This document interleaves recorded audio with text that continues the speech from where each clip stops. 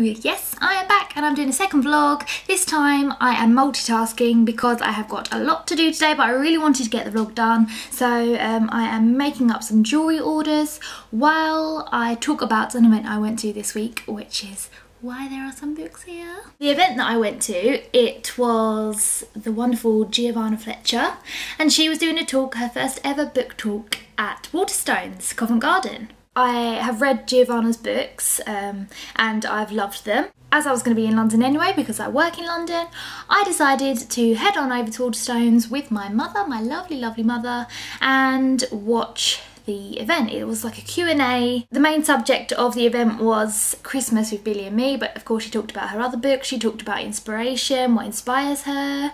She talked about future plans, but they're secret, so I can't talk to you too much about those today. For those of you who don't already know Giovanna, she is actually a vlogger as well as an author. You should just go and check out her vlogs because they are hilarious. She's a very funny lady, she's very down to earth, and I really, really enjoy watching her vlogs. And that's one of the reasons why I love reading her books as well, because she's got such character. She really puts it across in her books because she's actually an actor as well. She's an actress, so she was saying as an actor she puts herself into every character that she creates for her books, and she even finds herself acting out some of the things that they're doing. You know, she talks to herself while she's writing. She really gets into the characters, and you can really tell that because I think the books that she writes, they really are about characters, that they're very character driven, and I guess that's kind of apparent from the name of her first book, which was Billy and Me, which is this one.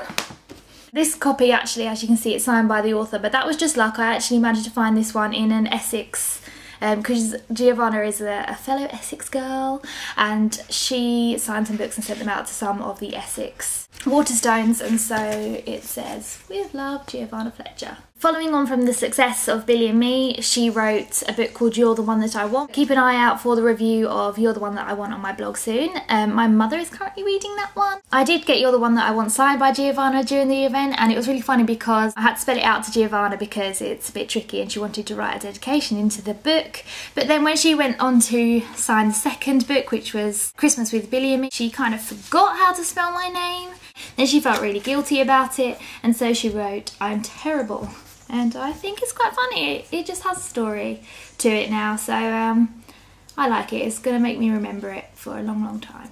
For those of you that haven't read Billy and Me, it's about a girl called Sophie who lives in a village, a small town. She works in a coffee shop. One day, a boy called Billy, he turns up, Billy Buskin, and he is actually famous. He's a movie star, and of course there's a really amazing whirlwind romance that ensues. I love that kind of story. One of the first books I ever read was Teen Idol by Meg Cabot, and actually that has quite a similar storyline. It's about a much younger girl who meets a celebrity and they fall in love. It really reminded me of that book in a way. It's completely different, the actual story, but you know, just the feel of it. I think that kind of thing is really great escapism.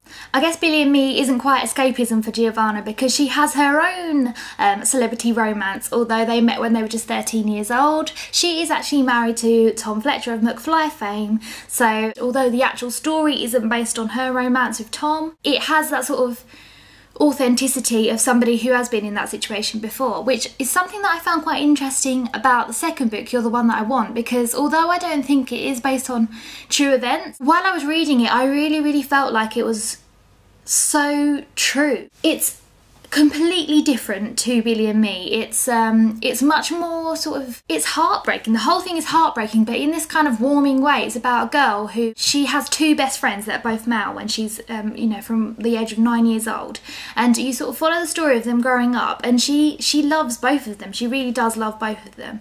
So it's about her struggles loving her two best friends, and you know, who does she choose? They're best friends as well, so she doesn't want to ruin their relationship. The whole book feels so real, and that's something that I really, really enjoyed about You're the One That I Want. I felt that Giovanna was brave with You're the One That I Want because it doesn't end in the way that the reader wants, really, it doesn't. But during the event I found it really interesting because she said that's the whole point, that's the whole point of the book, and her editors actually wanted her to change the ending, but she put her foot down. She said the whole point of this book is that ending. So you'll have to go and read it to see what I mean, but I really think it's well worth it. Look out for my review on Ashley Online soon. I haven't quite finished reading Christmas with Billy and Me, but I've read a few pages so far, and of course it's lovely, it's heartwarming.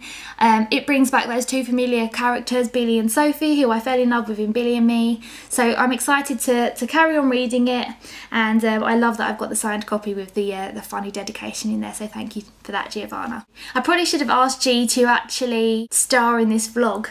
I should have filmed a little bit of her, and then maybe I should have filmed her saying hello, but you know, I'm a newbie here. I forgot to do that, so sorry. I've written the whole thing up. I've transcribed the whole thing for everybody, because that is the journalist in me coming out there. So for those of you who missed out on the ticket, you'll still get to find out all of the inspiring things she said.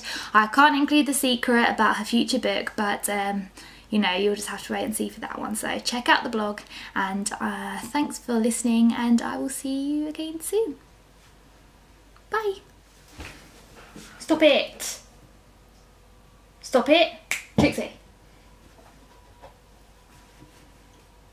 Hello. And then at the end she signed some books. Ah! Stop it.